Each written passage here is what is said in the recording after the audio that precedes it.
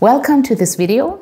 My name is Razale Tabatabai. I'm a neurologist and a physician scientist at the University of Tübingen, and I'm the senior author of a recently published study in Neuro-Oncology Advances.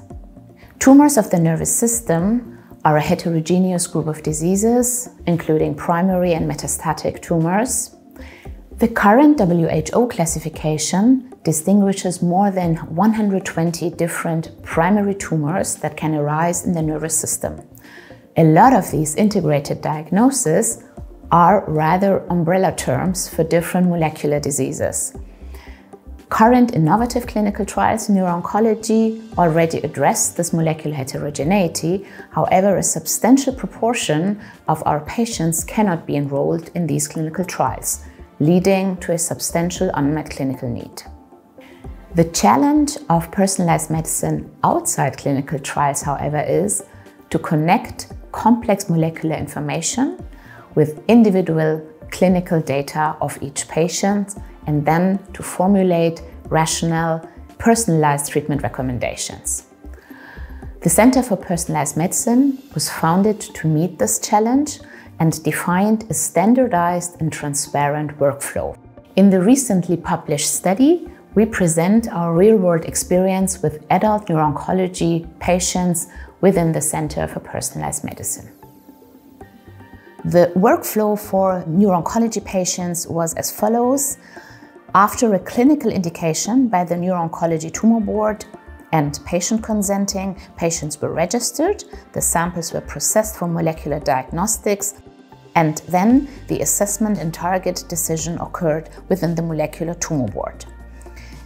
And based on the Molecular Tumor Board recommendation, the Neuro-Oncology Tumor Board approved the recommendation before asking for approval of drug coverage and initiation of therapy.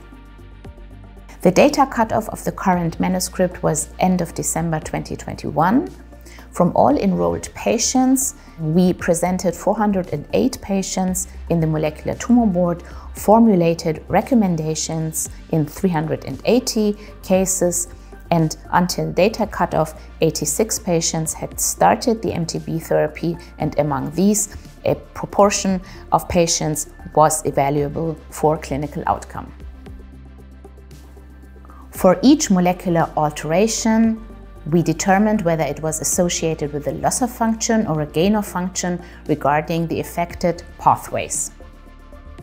Furthermore, we recommended additional immunohistochemistry for some patients, particularly in the presence of several actionable mutations. The assessment of clinical utility during targeted treatments within such a workflow can be a challenge, particularly because these are patients at various stages of their disease and with various different diagnoses. To address this challenge, we used the progression-free survival ratio as has been previously proposed. This PFS2, PFS1 ratio uses the PFS interval with targeted therapy divided by the PFS interval with the prior systemic therapy in a given patient. As successive lines of cancer therapies become usually less efficient over time due to the accelerating cancer dynamics, a PFS2 to PFS1 ratio above 1.3 is considered to be indicative of a favorable response to the currently employed targeted therapy. Until the data cutoff of the present manuscript, 64 patients were evaluable for the PFS ratio, and among these, 31.3% had a PFS2, PFS1 ratio above 1.3. Another challenge is the assessment of clinical benefit in individual patients.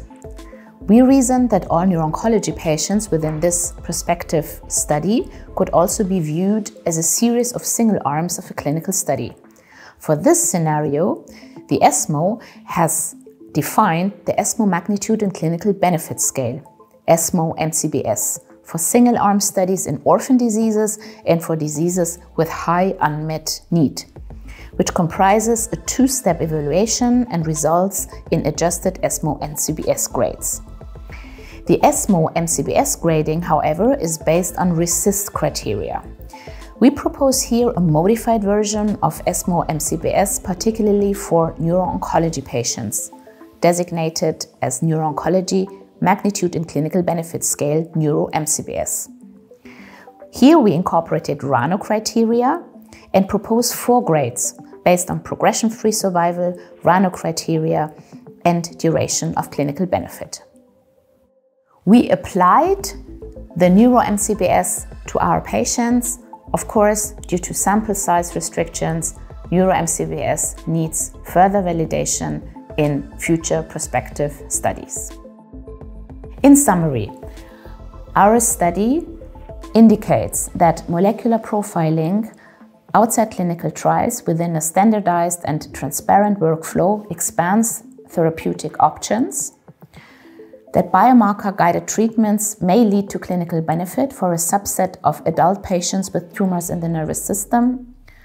Furthermore, we propose here Neuro-MCBS, a modified version of ESMO MCBS, as a novel assessment parameter. We hope that this brief overview aroused your interest and curiosity in our study, and that you will find useful information potentially for future clinical trials or for bedside-to-bench projects. As this observational study is still ongoing, we are looking forward to present our next results soon. Thank you very much for watching.